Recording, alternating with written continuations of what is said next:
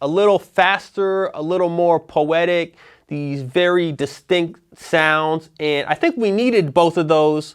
And now you can find them a little more meshed together. But I think back then you got a really better sense of what different coasts of the world of America sound like. Because even they have what's called the third coast, which is like down south.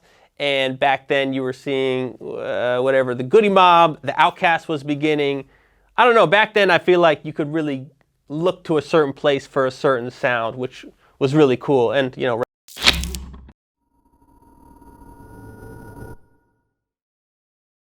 hey, what's going on? This is hip hop writer New Moon, and I'm here with Seeme Gang in Philadelphia.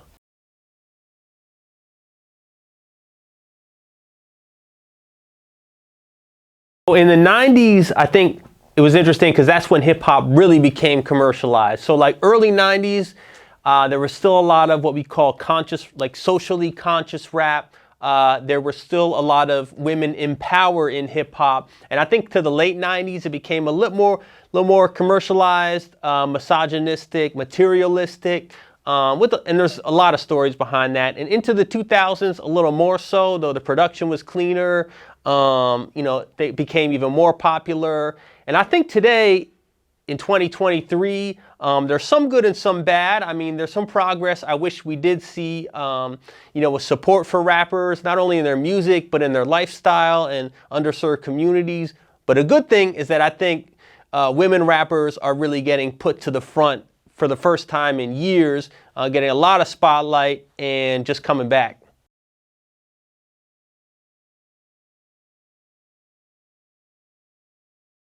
So one cool thing that I remember, I mean, personally, as a child, I was first inspired by like Busta Rhymes and Missy Elliott, more so for my artistry. But then I was growing up in a town that was increasingly becoming Hispanic Latino, with especially a large Puerto Rican population back when Big Pun, you know, God rest his soul, was really popular. And I remember being 8, I'm not from a Spanish-speaking family, but having a lot of friends around and their parents who were very proud about how big Big Pun was on the radio and everything. And I was like, wow, this is it's not just cool hip hop, but like it's making this cultural impact that I didn't really understand, but I was like, whoa, that's cool. So, you know, seeing that, now I'm old enough to make sense of it and what it meant to the Puerto Rican and the East Coast rap community at the time. So that's a good memory.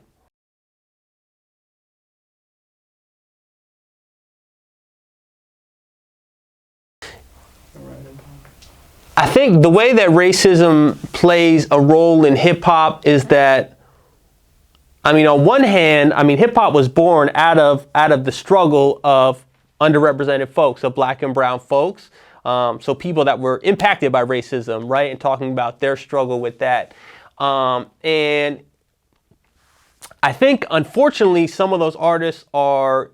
lot of those artists are still experiencing that and expressing it through that. But also, like, I think a lot of these artists, sometimes they're being, I hate to say, I feel like saying used, but like, you know, they're used for their artistry, and sometimes record labels will use them to make money, but won't teach them some of the business skills, you know, won't provide them the safety and the development to really make themselves into whole individuals. They kind of just want them for the experience that they had as a poor person or a black and brown person. And they want to kind of promote that. So, I mean, we could go on, that's a separate video, right? But I do think, unfortunately, it still exists, and we need to see change with that.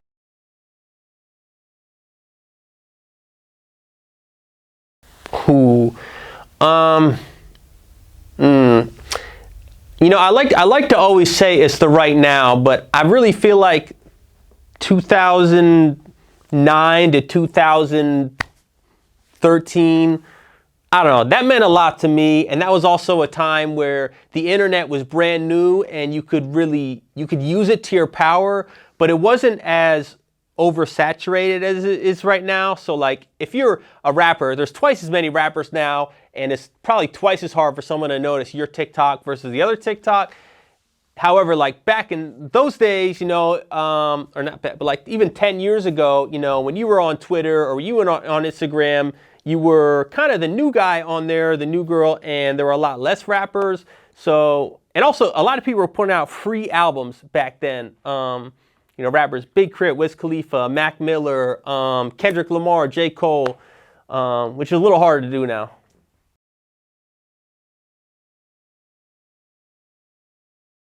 Yeah, so again, this is Hip Hop Writer New Moon. I've got a couple things going on. I'm currently writing a book about the late, great MF Doom, and I talk about hip hop history and hip hop content on IG and TikTok at NUMOONTALK, New Moon Talk. And that could also bring you to my link tree and places where I've been published, such as my articles on hip hop since 1987.com. Shout out to them.